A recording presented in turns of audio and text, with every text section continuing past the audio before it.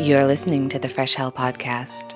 Fresh Hell contains stories of a disturbing and often graphic nature and is intended for a mature audience. Please don't let your kids listen to this, or they might turn out like us.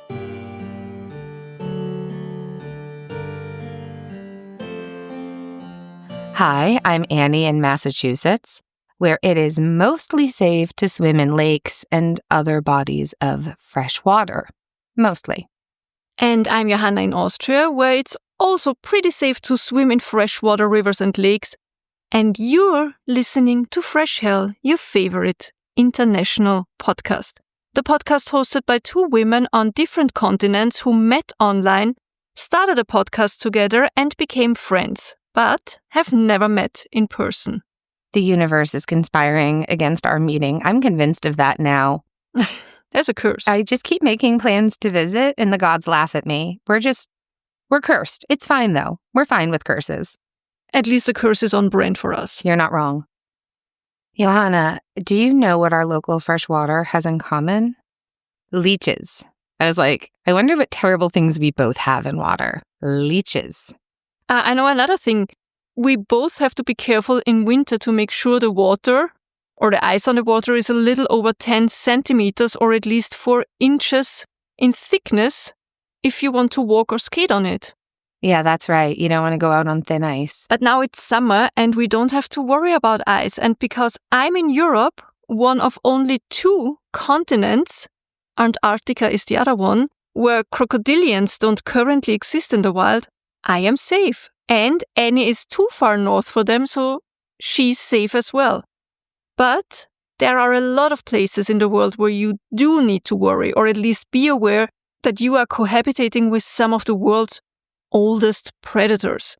There are, after all, over 20 species of living crocodilians divided into 3 families, which are Alligatoриdae, which includes 8 species of alligators and caiman. Then we have Crocodilidae, which has 16 species of true crocodiles, and last but not least, gharialidae, which has 2 species, the gharial and the tomistoma, the false gharial. Yeah, so initially when I started to poke into this topic, I thought, okay, this is going to be really simple. Part 1, we're going to do alligators, and part 2, we'll do crocodiles. Simple, right? Fun, relatively speaking, to the sort of stuff that we research. And we didn't know that much about caiman. So then we started to look into caiman, and both of us thought that they were small and not that much to worry about. But I'll be damned if there isn't a really bitey caiman that you need to be aware of. So now we're going to also talk about the black caiman.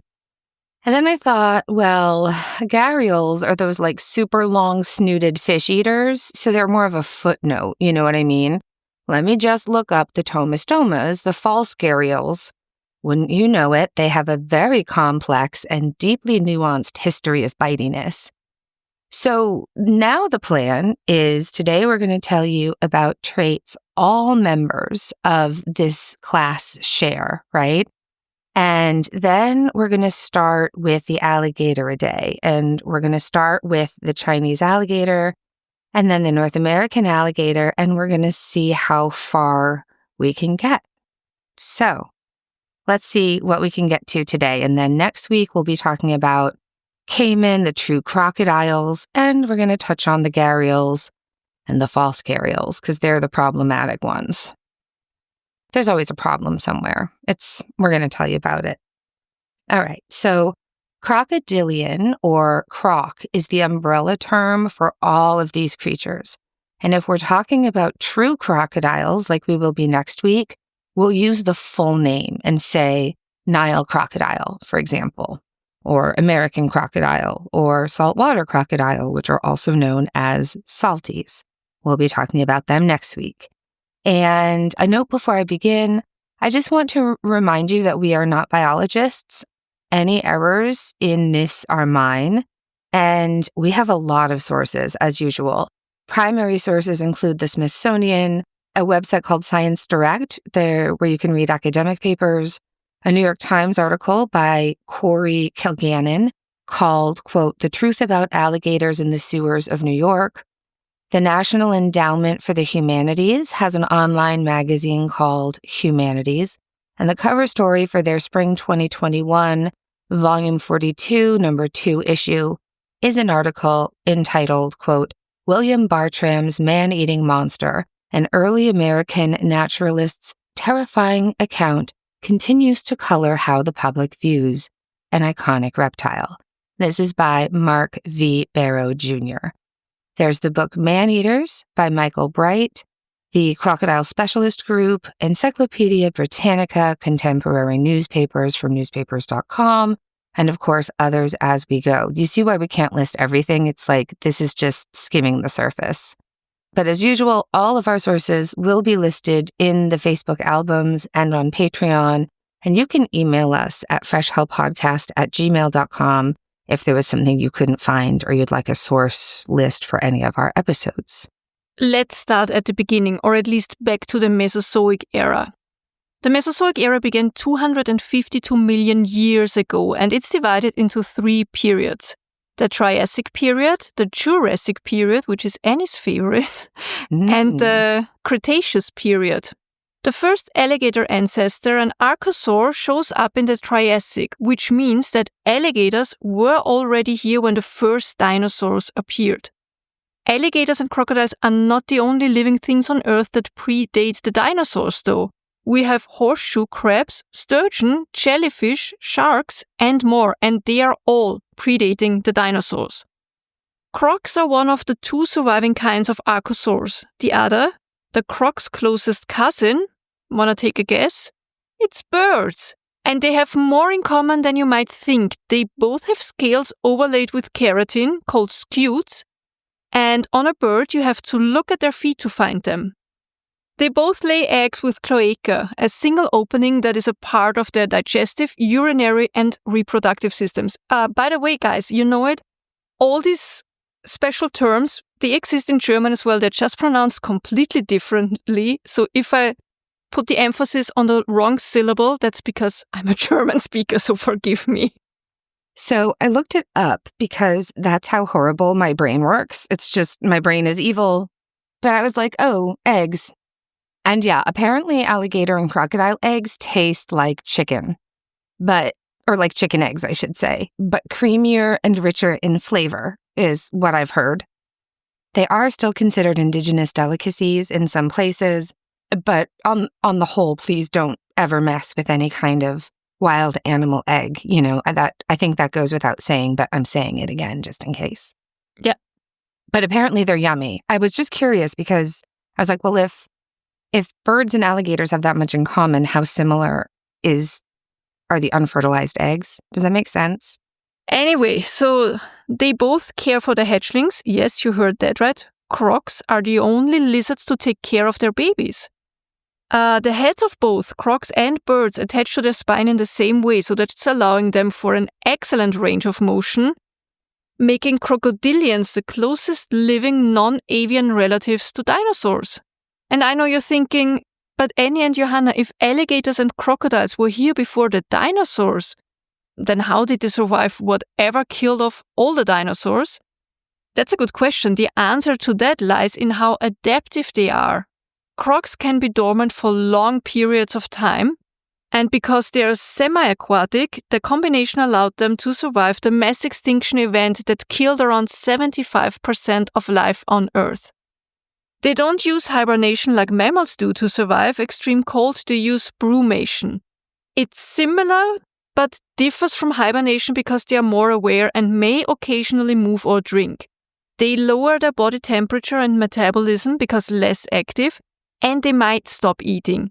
In extreme cold, they can remain submerged under frozen water with just their snouts poking through the ice to breathe. Isn't that fascinating? It really is. This behavior sometimes is called snorkeling. It allows them to stay alive in icy conditions for weeks or even months. And I had no idea about this before we started researching for this episode. Yeah, when we say like alligators and crocodiles, crocodilians are everywhere except for like Europe and Antarctica. But we say like, oh no, you don't have to worry about it if you're north of like Georgia. I don't know how long that's going to be true. Like, these guys can survive so well. I think it's fascinating. It's so fascinating. And what happens if it's too hot? Well, they are prepared for that as well with estivation. Estivation, also known as summer sleep, is a state of dormancy that some crocodilians enter during hot and dry conditions. And this allows them to conserve energy and survive periods when water and food are very scarce.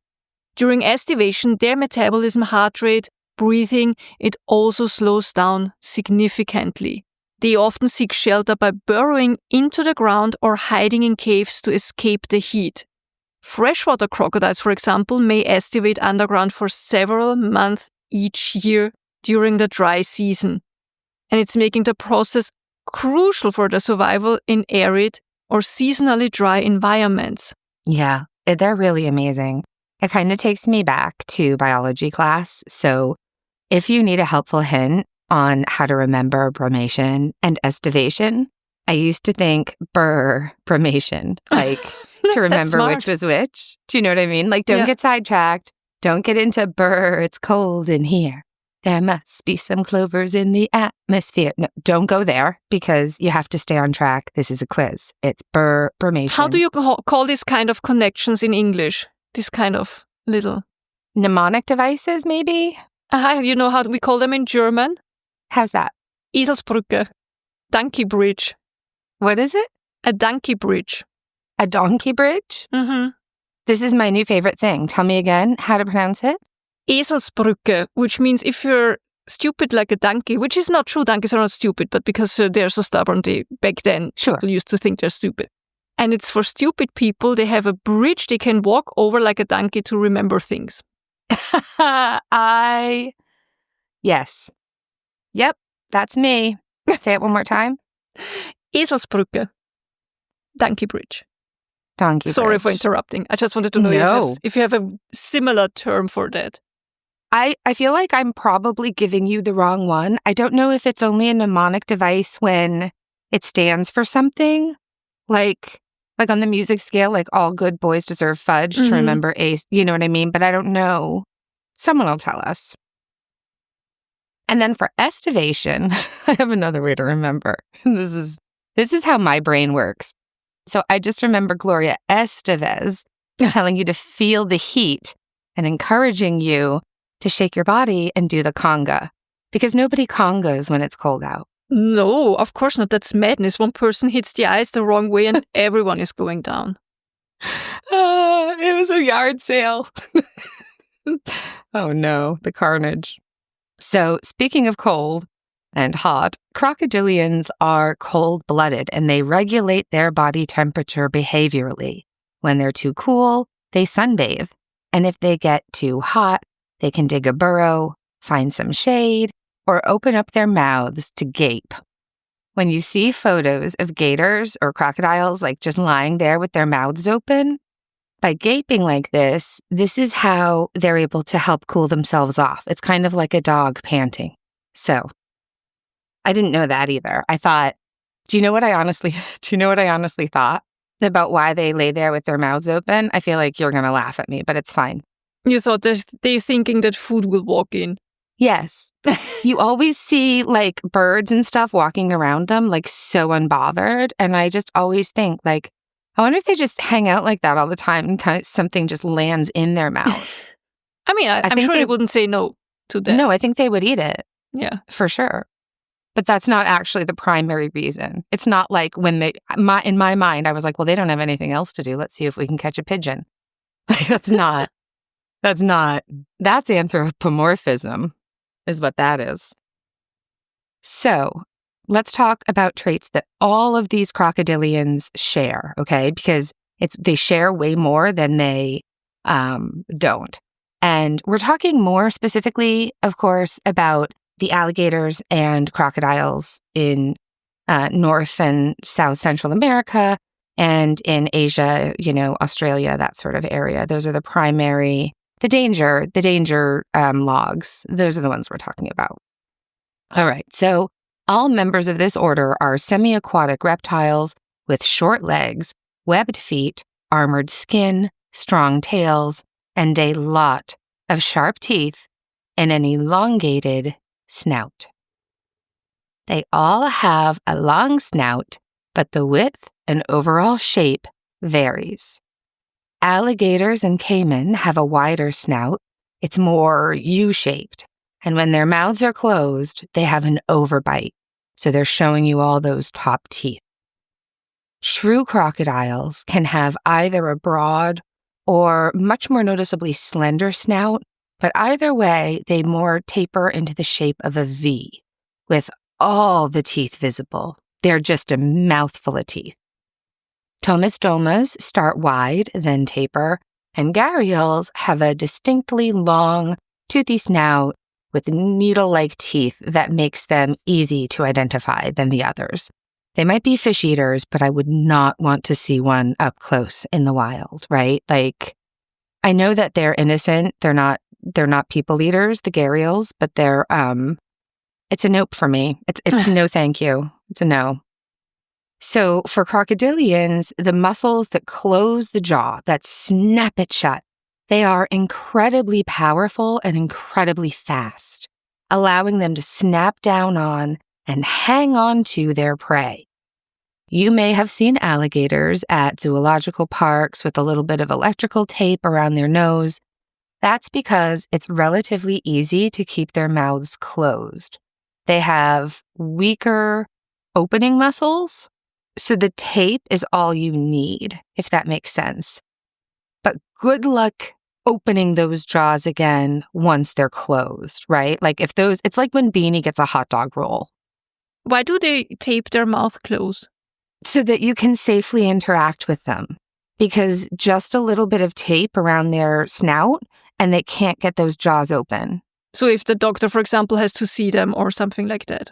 Yeah. It was interesting because I asked one of my friends, what would you do in case of an alligator attack? Because they're in Florida. And I talked to a couple of people and they said, oh, well, in that case, if you can run, you want to zigzag away from them. And if you can just get your arms around them and close their mouth. Mm-hmm. And I was like, say that part again. Go ahead and say that part again, because that's the part that's a problem. Like, yeah, great. In theory, like if you're working with a trainer that feeds you a turkey every 5 hours and you know what I mean? Like it's a very different scenario. And good luck opening those jaws again once they're closed. And if they're closed on you, well, we're going to have tips for that later on. As for those teeth, crocodilians are unique among non-mammalian vertebrates in having tooth sockets. They are also homodonts, meaning all of their teeth are the same type. Unlike humans, we have different kinds of teeth. We have molars, we have canines, we have incisors for biting, grinding, chewing. Although crocodilians, they are not good at chewing. They do have highly specialized teeth suited for gripping and tearing. I mean, I think we all kind of figured that out, right? Right. Each crocodilian has about 80 teeth, and they can replace each tooth up to 50 times over their lifetime, which spans between 35 and 75 years. And I think that's so unfair. I need science to hurry up with these vaccinations or whatever they are working on to make humans capable of regrowing teeth. And I want to say I also need that to be available for everyone, not just the ultra-rich, because they can already afford all the dental glory anyway. Oh, absolutely. I just heard something about that and I was like, no way. We were just talking about like our expensive teeth. Yeah, horrible. Just want to regrow and maybe regrow them in a nice, not all wonky, not all fucked up. Regrow them in a less wonky fashion. Yeah. That would be great. Thank you. So good. Next to each sharp developed tooth is a smaller replacement tooth along with a stem cell which can be activated to produce a new tooth when needed. This is amazing. If a croc lives long enough, that ability to replace teeth will slow down and eventually stop, which I think is fine. If you're 75, fine. It is. Crocodilians also have a flap at the back of their throat, which will close when they're hunting underwater. So, they don't get water in their lungs, which that's neat.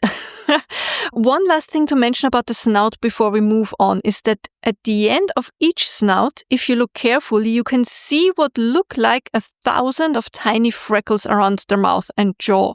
These aren't freckles, they are integumentary sense organs, so short ISO or ESOs, or dermal pressure receptors, DPRs.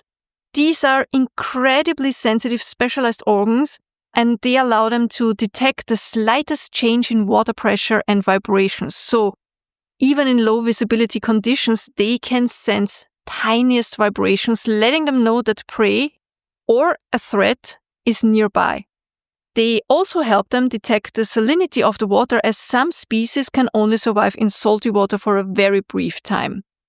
Crocodilians range in length from Cuvier dwarf caiman, which can be as small as 1 meter or 3.2 feet, to a terrifying 7 meters or about 23 feet in length for the Australian saltwater crocodiles, aka salties. And if that isn't kind of an Australian way to say something, then I don't know. Fun fact, the Cuvier caiman is named for the famous French comparative anatomist and paleontologist Georges Cuvier. In 1901, Cuvier was the first to accurately sort out the differences between the crocodilians of the Old and the New Worlds. He also was the one to make a differentiation between the North American alligator, which its Latin name is Alligator mississippiensis, versus the black caiman. Crocodilians need both water and land to survive, and when on land, they move in two ways. Their high walk is when you see their bellies and most of their tails off the ground. The limbs are under the body, more like mammal walks than a lizard, I'd say.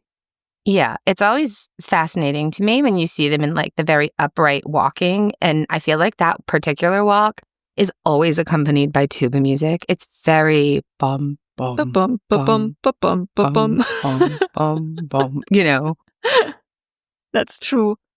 They also have a faster sort of shimmy walk where their belly is on the ground and they use their limbs and tail to move, twisting side to side, which is often seen when they enter the water. Don't let your guard down though, because they are very fast when they want to be, and some can run more than 32 kilometers per hour, which is 20 miles per hour, for short distances, and they can lunge even faster. The average for an adult human is around 10 kilometers per hour or 6 miles per hour. Usain Bolt, the fastest man on Earth, set the record at 43 kilometers an hour, I think, if I remember correctly, which would be 27 miles per hour. So even he needs to watch out, because I don't know how long he can hold that speed. Yeah, they can lunge. They could still get him in a lunge. That's the tricky thing. They are, don't let the slow look and walk fool you. They are fast. Some species can gallop, not just run, and they can jump or leap quite high by pressing their legs and tails into the ground and launching themselves upwards. Some of them climb trees, so you don't just have to keep an eye on the water and on the ground, but also look up from time to time. Can you imagine? Never mind the drop bears. Like, this is a whole other level. I wonder if it's like iguanas, where if it gets too cold in the south, if they have a freeze, I wonder if alligators ever fall out of the trees. Oh, no. As for reproduction, as we said, crocs have a cloaca, one opening for everything, including mating and egg laying. Male crocs have one penis. I just mention it because some reptiles have two. And the penis of the croc is always erect, and the males use muscles in the cloaca to protrude or retract it. It's the forbidden hokey pokey. In 2018, a female crocodile who had lived alone by herself at a zoo in Costa Rica laid a clutch of eggs. And this isn't really uncommon. This happens all the time. But what was uncommon is that after 3 months of incubation, one egg was found to contain a fully formed, but sadly stillborn baby crocodile. Because of a whole lot of bureaucratic red tape and also world events like COVID, it wasn't until 2023 that the complete analysis of the baby crocodile's DNA was run, along with the DNA of the mother, and they found it was a 99.9% identical match, confirming that it was a virgin birth and confirming that nothing but parthenogenesis could have occurred. Parthenogenesis comes from two Greek roots that literally translate to virgin creation. We're not going to get too into the scientific details, but this is when an unfertilized egg becomes an embryo. It's usually observed today in zoos, aquariums, or other places where they might keep all the females together. And it's thought this may be a trait their archosaur ancestors may have had, which suggests that dinosaurs may have also had this ability. A famous example of this can, of course, be seen in the cinematic masterpiece, Jurassic Park, where they find the hatched eggs. Yeah, life finds a way. That's right. So yeah, parthenogenesis. We will post links to the articles about this phenomenon. There's a great one from Scientific American in our sources if you want more information on the biology of that process. Male crocodilians are always larger than the girls, and an adult male in mating season might have lots of ladies, but he will not allow other males into that territory. When a losing male needs to leave that space, they have to go and find or create a new hole.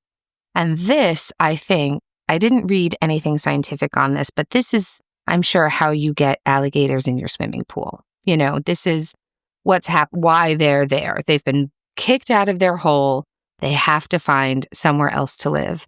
It's also very important. I can't stress this enough. It seems like we hear about it on the news a lot up north, but maybe it's just something that we all see now because we're so connected. But if I know one thing about alligators, I know it's very important. If you live somewhere that has them, you always have to check and see who is at the door when the doorbell rings, because sometimes they'll ring the doorbell and they're just like, "Hi, could I use your bathtub? I noticed your pool already has a bigger alligator in it," you know? So check, because apparently they're out there ringing your doorbells. Maybe they just want to ask you if you found Jesus yet. I know, it's Avon calling and they have Tupperware. They just need a place to relax before they're moving on. It's obvious. I know, poor babies. They're like, "Please, can I just stay in this pool a little longer?" There have also been reports of monogamous behavior in the American alligator. I honestly don't know how accurate that is, and I decided for my own sanity to not stray down that particular garden path. It's fine. So after they mate in the water, the mother will go on land to lay her eggs.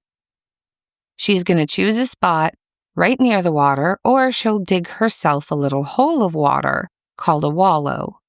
And if she can't do that, she'll burrow into nearby ground. It doesn't really matter how it happens, but once they have that sort of area next to the water, they're going to build a mound from surrounding vegetation and dirt. And she will lay her eggs in a sort of a trance-like state, is how it's described. For the larger species, like the American alligator, the saltwater crocodile, we're discussing the number of eggs would be around 50. Unlike other reptiles, once a croc becomes a mother, she is actually going to guard those eggs and protect her babies. Other species, like turtles, will also lay their eggs in a crocodilian nest if they're able to, because they instinctively know that eggs laid here have a better chance with a mama croc defending the nest, you know? Because once the nest is all done, the mother goes on the defense or on the attack, depending on species. American alligators will hiss, growl, and look as menacing as possible to scare you off before making a move. But a saltwater crocodile, she will often charge anything she sees. Yeah, that must be, I don't know, is there like a special season when they lay their eggs? But I don't think I want to encounter a mama crocodile. Yeah, protecting in the their spring. younglings. That's Yeah. It's also spring. Okay. Yeah. If you see babies, get out of the way. Yeah. Don't ever get between an alligator and the water source. Like, give them, because they feel threatened when they're on land.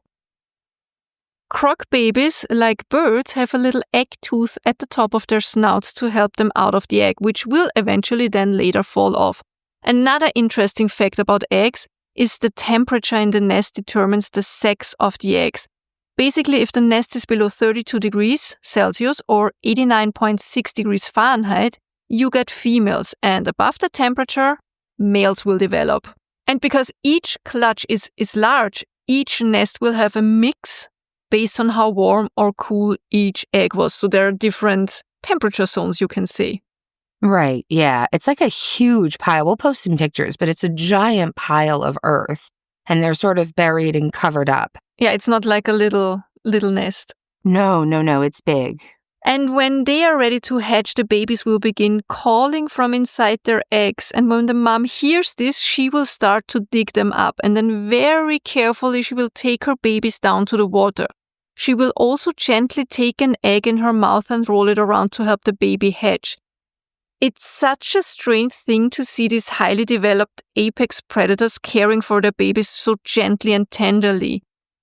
Mom needs to, because while she might be at the top of the food chain, her babies are, at that moment, still at the very bottom, and most will become a meal for large fish, for turtles, for birds, snakes, crabs, other crocodiles, In fact, this is very sad, the survival rate of the babies is only about 1%. Another interesting fact, crocs' eyes are located on top of their heads, allowing for good vision in and out of the water. They have a third eyelid, known as the nictitating membrane, which covers the eye and keeps it clean when hunting, feeding, or swimming underwater. They also have a membrane behind the retina to help them see better at night, which is when most crocodilians are active. And this glows red in a beam of a flashlight. And the greater the distance between the eyes, well, the larger the animal. Their ears are also located on top of the head, behind the eyes. They are also protected by flaps that close when underwater. And the structure of their ears makes them able to hear on land and underwater. In fact, they are so well developed that crocodilian ears are considered the most specialized of all reptiles, allowing them to hear a wide range of frequencies, including infrasound. Yeah. The American alligator is particularly known for using infrasound, and doing so creates what's called the water dance.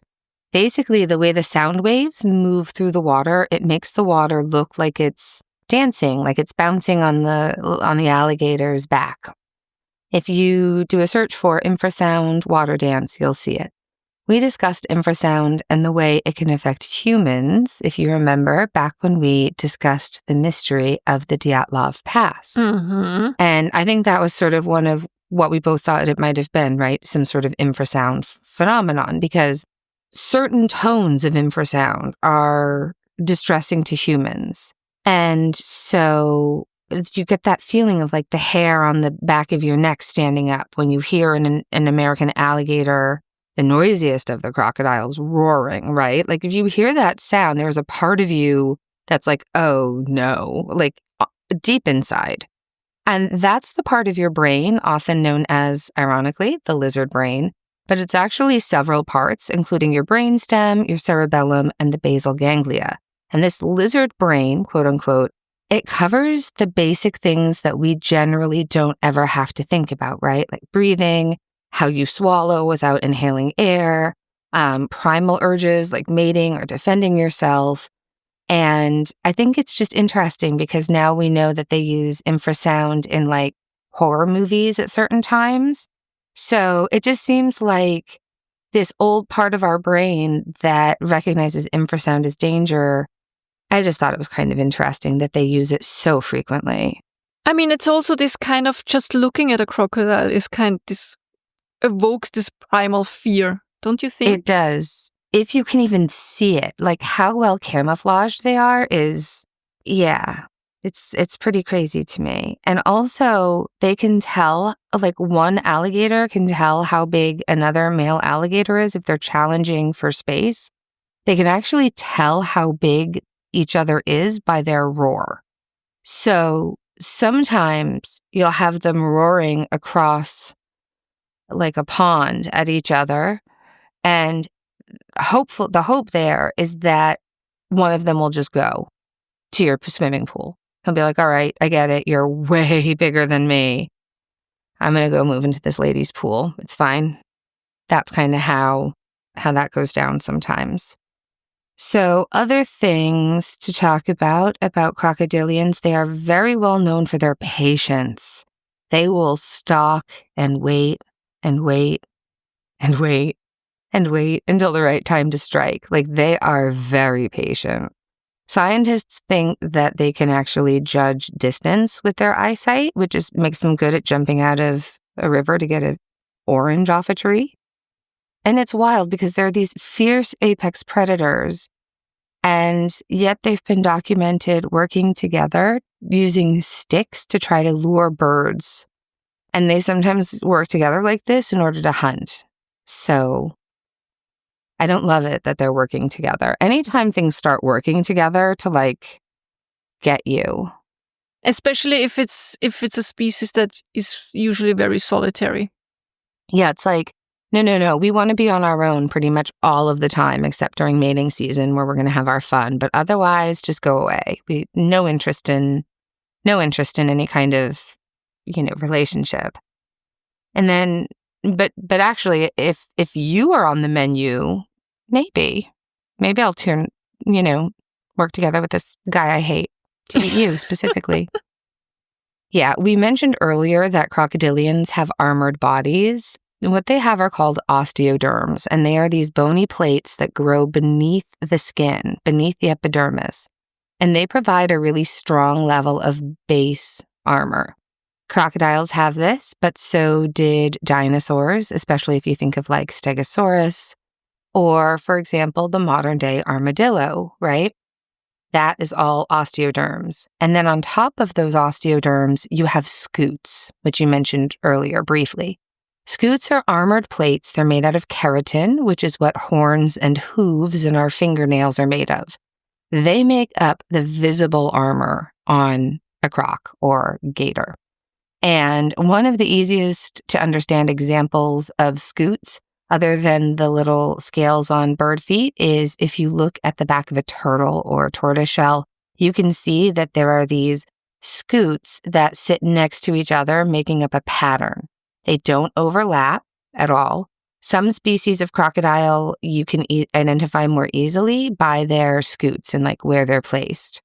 Also, scutes help to prevent moisture loss so they don't get dehydrated on really hot days. It helps keep what you want is a damp crocodile, is my understanding, is what they want to be. And what else? One final thing that's kind of interesting is most reptiles have a 3-chambered heart, but all crocodilians have a 4-chambered heart like birds and mammals. There was a lot I didn't know. Yeah, same, yeah. So, now we have a solid background on crocs in general. Let's get into some specifics, starting with the family of the Alligator, which includes alligators and caiman.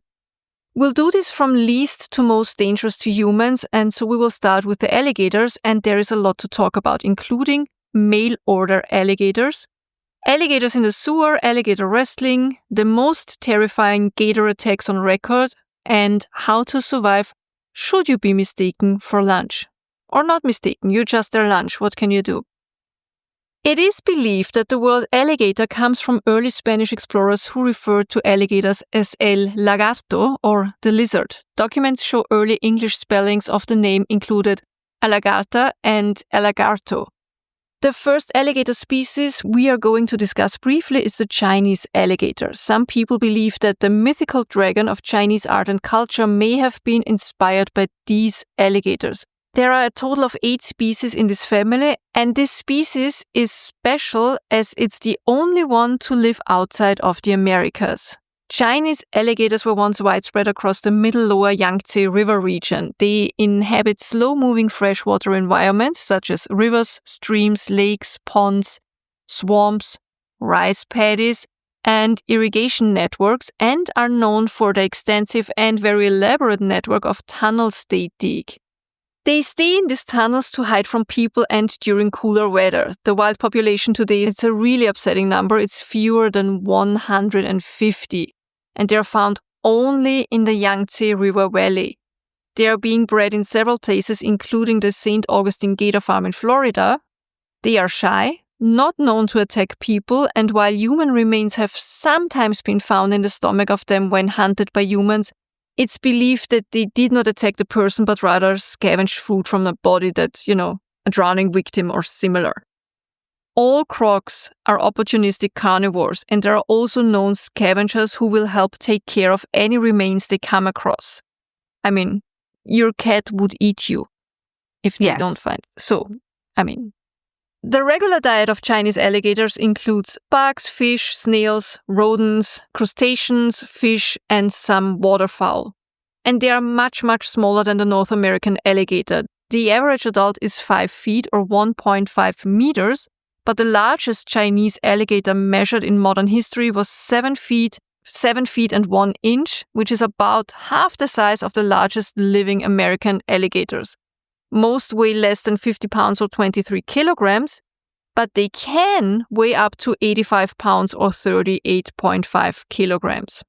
As for appearance, their snout is shorter and somewhat kind of upturned, and their eyelids have osteoderms that the American alligator lacks.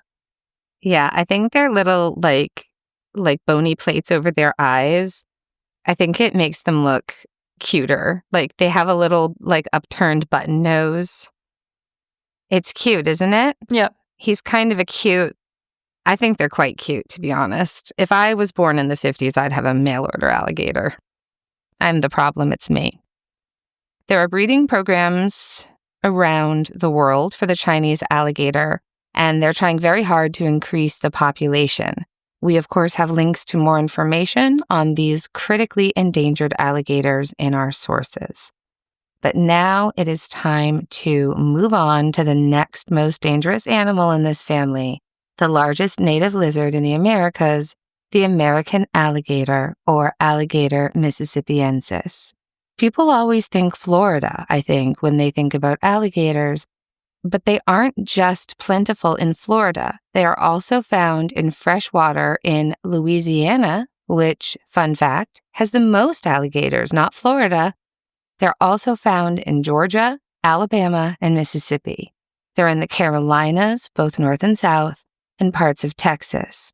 I was also surprised to read that they are found in the southeast corner of Oklahoma, and that was not mentioned in the musical. I would for sure have remembered.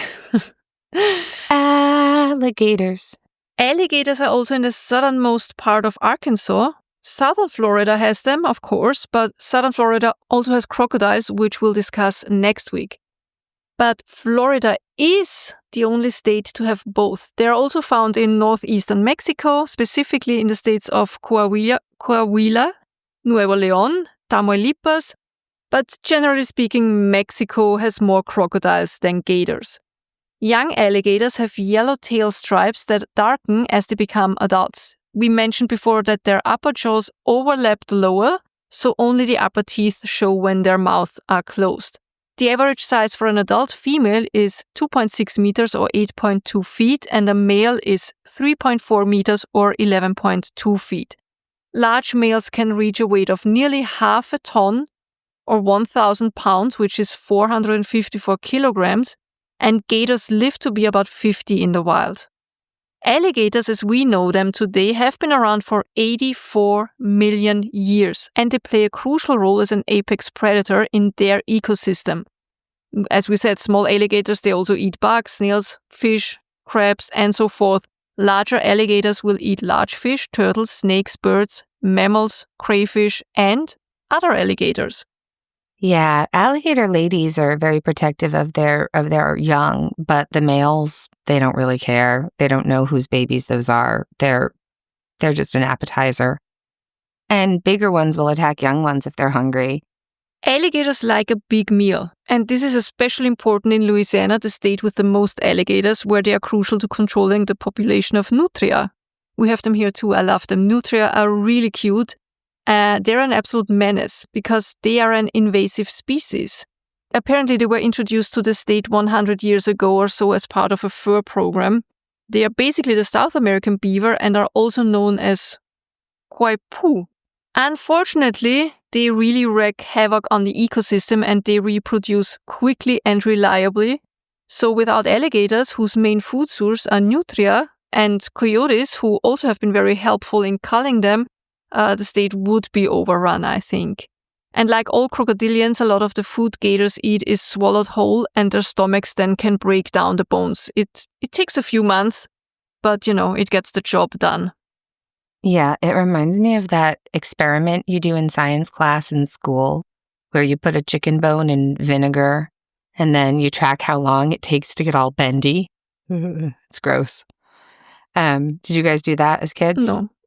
No. Well, it's never too late, Johanna. Go ahead and put a chicken bone in a pile. We don't do the frogs. We don't know. Yeah. Oh, yeah. Yeah. I think some of that is changing. I hope it is. I wouldn't do the frog. All right. Another way crocs digest things is by swallowing rocks, and it's believed that they do this for a couple of reasons. One reason is, of course, to help them digest prey and to also absorb beneficial nutrients. They don't want stuff just passing right through them. No one likes that. We mentioned earlier that the jaw of a crocodile is beautifully designed for holding and tearing, but they can't chew. So anytime you hear stories of alligators or crocodiles, taking a kill to a place and letting it rot, or doing the infamous death roll. Yeah, it's really scary, and those are details that I'm always get a little, hair on the back of my neck stand up when I hear about it. But it's important to remember that this is not violence for the sake of being violent. It's not a feeding frenzy. They aren't creepy necrophiles. They just can't chew. So if they've killed something large or they've found something large that's died, if it decomposes a little bit, it's going to come apart more easily, isn't it? And if they can't snap it cleanly with a bite, that's why they have to roll and roll to try to get a swallowable chunk off and into their stomachs. It looks, and it is kind of terrifying, but it's just how they chew. It reminds me a lot of how sharks only have their teeth to investigate things. Like the great white shark just wanted to see what your surfboard was made of. Sorry. But ingesting rocks doesn't just help crocodilians digest the food they're swallowing whole. So they eat a bunch of rocks in order to change their ballast. And so if they want to sink more easily and wait down at the bottom in order to hunt or hide from prey or rock it back up again, they can do that. And it's important and fascinating to mention, this isn't the only way in which they manipulate their own biology. Crocodilians have the ability to move their lungs, to move the position of their lungs inside their body with a whole bunch of highly developed muscles, including the diaphragm, of course. But basically, if they want to dive, for example, they will move their lungs back toward the tail so that their front half is less buoyant, letting them sink more easily. And then if they want to come back to the surface, they shift those lungs back toward their head, which helps them to rise. And if they need to roll, no problem. They'll move their lungs to one side or the other, which helps them roll over more efficiently. So you already know that they will eat any kind of meat they can find, and we've told you they'll eat scavenged animals. But some people are also really surprised to learn that alligators really love fruit, legumes, veggies, if they can find them. As we said, the word alligator comes from the Spanish el lagarto, meaning the lizard, which early Spanish explorers used to describe them. But naturalists of the 18th and early 19th century, they were absolutely eager to study them. And now I have to think of these conquistadores or anybody who came over for the first time, seeing all your apex predators you have over there on the continent. Can you imagine? They must have thought they're rooting like for the alligator. Dragons. I hope he eats all your friends. Yeah, totally. William Bartram was an American naturalist from Philadelphia, and he was the first American-born ornithologist, a writer with a flair for the dramatic who has been called the first naturalist to penetrate the dense tropical forest of Florida.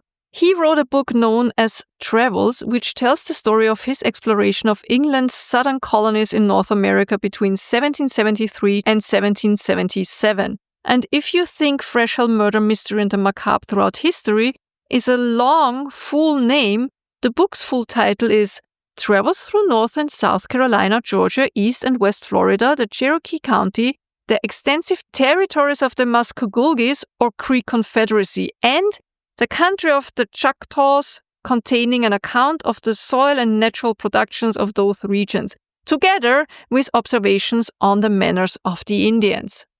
Now I'm done. Yeah, that's a hell of a title. I really love old newspaper article titles. We talk about this all the time on the show, but it's like, yes, tell me everything I need to know just in the headline, please. John James Audubon was, of course, another very well-known naturalist to document alligators. He had a much more interesting life than I realized, but I didn't have time to get into it, so here's the bare bones. Born in 1785 in Haiti, to a father who was the French lieutenant and his woman. So his father was a French soldier, privateer, and philanderer, and his mistress was Audubon's mother. Audubon became known as a renowned naturalist and artist, and he is best known for his massive undertaking of a project called The Birds of America. This is the book where he documented and illustrated hundreds of North American bird species. And though this is where he definitely found his fame, he also did encounter alligators in his travels, especially in Louisiana and Florida. In his writings about the alligator, he initially says they're not very dangerous, which is, so basically he pretends he's never read Bartram's book, which says they are dangerous, and so he's trying to one-up Bartram when he says, they're not very dangerous, really. But he later does say, stay clear of them if there's a drought or if it's mating season. Just don't try it. So Audubon is a really complicated person, as I said. There's some difficult history there. I know different times, that sort of thing. But, he was born on a plantation. His family had a number of enslaved people, but also his illustrations are exceptional. It's a complicated history. I didn't know much about Bartram either until researching this episode. There's a lot of drama in all of this. I was kind of surprised. It was a big deal when Cuvier got to name this one caiman, and there's a lot of jealousy and drama. It's so interesting, right? It is. You think that these scientists are more it's all for the science, but no, they're just like every other human out there. Jealous and greedy, yeah. Totally. They're plagiarizing each other. They're sniping each other. Yeah, who knew? People are peopling. Yeah, peopling. Who are these people?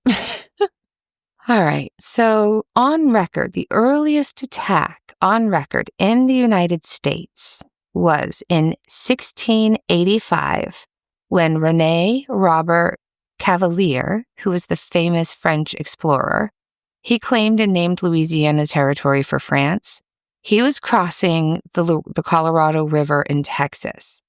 Nothing bad happened to him. He was fine. But his servant, a man named Dumismil, was killed by an alligator while swimming. Then, in August 1734, there was an account of a blacksmith killed while swimming in the Red River in Texas. Yeah, there's also a whole bunch of articles over 100 years or so in the southern states which are reminiscent of the Jersey man-eater shark attack episode. There's no specifics. People are shocked that the seemingly harmless lizards are eating the farm animals, even the large ones. Shocking, I know. The greatest danger in early America was, of course, to enslave people and servants, indentured or otherwise. There are a lot of accounts of women, washing clothes at a water source, and they or their young children being taken by an alligator, for example.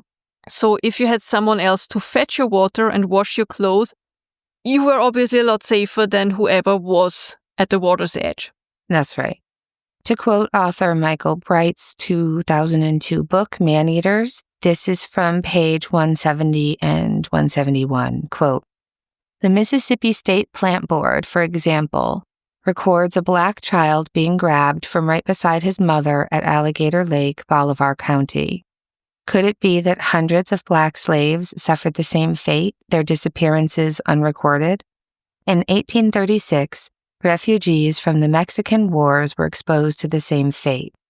In a U.S. technical bulletin dated 1929, Remington Kellogg tells us of the King family's horrific ordeal. They were crossing the Trinity River in Texas when their ferry ran aground. The head of the family jumped into waist-deep water, and before he could push the boat free, he was taken by an alligator. A similar act occurred on the Brazos River when Ben McCullough gouged the eyes of an alligator and encouraged it to release a young soldier which it had just seized. The result of these kinds of attacks was the wholesale slaughter of alligators, and so they became wary of people. Children were still vulnerable, though. A report from 1928 describes how a young boy was grabbed by an alligator and drowned in a pond on a golf course. The resurgence of the American alligator, however, was not until the end of the Second World War, when a new era of nature conservation resulted in an upswing in the alligator population. It was also accompanied by an increase in the number of attacks on people. In 1948, a 9-foot, 2.7-meter male alligator savaged both the arms of a woman swimming in a deep Florida spring. The woman survived. The alligator was killed. 2 years later, in April 1950, a 15-year-old girl was grabbed by the foot whilst swimming in a Florida creek. Rescuers managed to pull her into a boat, and she was saved. More incidences were reported throughout the 1950s, culminating in 2 horrific cases in 1957 and 1958. End quote. And I think this is actually a great place to end today's story. There was so much to talk about today in terms of how crocodilians have just evolved into these incredibly aware apex predators. I love animals. I love reptiles. I just didn't really appreciate how smart they are, how well developed all of their senses are. It's wild. I just have this really newfound respect for them. So next week, we're going to talk more about some of the most infamous alligator attacks and how you can avoid them. And then we're going to touch on the black caiman and get into the crocodiles. So, yeah. And while I know that what we're talking about in the next episode especially is focusing a lot on attacks and safety, and that's relevant to this particular podcast and what we talk about. But it's also really important to remember that alligators and crocodiles are truly a vital, vital part of a healthy ecosystem. You need them in order to keep the area healthy. They're critical. So even if you don't like them, even if you hate them, we need them. I just wanted to end this episode. There is a podcast and a website for the podcast, which is called In Defense of Plants. The host is an ecologist and botany enthusiast named Dr. Matt Candias, who has written an excellent article called Alligators Increase Plant Diversity. And this is an excerpt of that article. Quote, I have edited it for time and content. The entire article is, of course, linked. So, quote, as the surrounding landscape begins to dry, gators will excavate holes or pits in the soggy ground called gator holes. These holes hold on to water when most of the surrounding landscape isn't. The process of digging a gator hole may seem destructive, but it all must be placed in the context of the surrounding environment. Most gator habitat exists in low-lying areas. In places like the Everglades, there isn't much topography to speak of. When an alligator excavates a gator hole, it creates variation in both hydrology and soil conditions. Soils that have built up over time are lifted out of the hole and piled into mounds. Mounded soils are not only rich in nutrients, they also dry at different rates, creating a gradient in water availability. Plants that normally can't germinate or grow in saturated soil find suitable spots to live up on the soil mounds, while emergent aquatic vegetation fills in along the perimeter. Plants that normally prefer to grow in deeper water can also establish within the gator hole itself. In the midst of a fairly uniform marsh vegetation, a gator hole quickly becomes a hotbed of plant diversity. the differences in vegetation can be so stark compared to the surrounding landscapes that some scientists can actually map gator holes using aerial scans simply by measuring the difference in infrared radiation given off by the leaves of all the different plants that establish around them. It's amazing. Of course, all that plant diversity has a huge effect on other organisms as well. Gator holes become important areas for various reptiles, amphibians, birds, and so much more. The paths that alligators take to and from their holes even act as fire breaks, changing the way fire moves through the landscape, which only increases the heterogeneity of the immediate area. Fish, although occasionally eaten, greatly benefit from the stability of water levels within a gator hole. All in all, gator holes are extremely important habitats. Not only do they support a high diversity of plants and animals alike, they make places like the Everglades even more dynamic than they already are. End quote. This is fascinating. Yeah. Wasn't that a great article by Yeah. Matt? So good. Thank you. I have listened to his podcast before. It's excellent in defense of plants. And so I think this is where we leave you. And you can think about all these wild facts about crocodilians as we talk about how to avoid becoming an accidental meal for one. Yeah. All right. Something good? Do you have anything good? I have something good. My dear friend from Hamburg, Ingrid, she came to Vienna for a couple of days and she took me with her to see the derniere of the Falco musical, which has now been 5 times that I watched it. I absolutely love it. And it was such a very special and amazing show. The last show after a 2-year run, which is 2-year run. I know on Broadway, musicals run for years and years and years, sometimes a decade. But here, usually they change the production, and having a 2-year run in a row is very special. They were always sold out, which is also very special in Vienna. So it was amazing. So lovely. It was so nice of her to get me a ticket because they were sold out immediately. Oh, amazing. Amazing. And yeah, when you're listening to this, I will be with good friends visiting for a week. So yeah, so I'll have just spent 4th of July with some of my closest friends and their kids. So I'm really looking forward to that. Time with friends and family. Yeah. Yeah, that's good. This is a pretty long episode, so let's get out of here. Yeah. And you know the drill. You know everything you need to know. Ratings, reviews, merch, Patreon, whatever, go to our webpage. Yeah, that's it. Please tell your pets, your dogs, cats, gators. Tell them we said hi and that we love them. Treat them kindly. Treat all wildlife kindly and with respect. Yes. Be kind to other human beings as well and be kind to yourself. That's right. It's hard to do. And don't feed wild animals. Don't do it. Don't. That's the number one way feeding wild predators is the number one way to ensure that animal is more likely to die.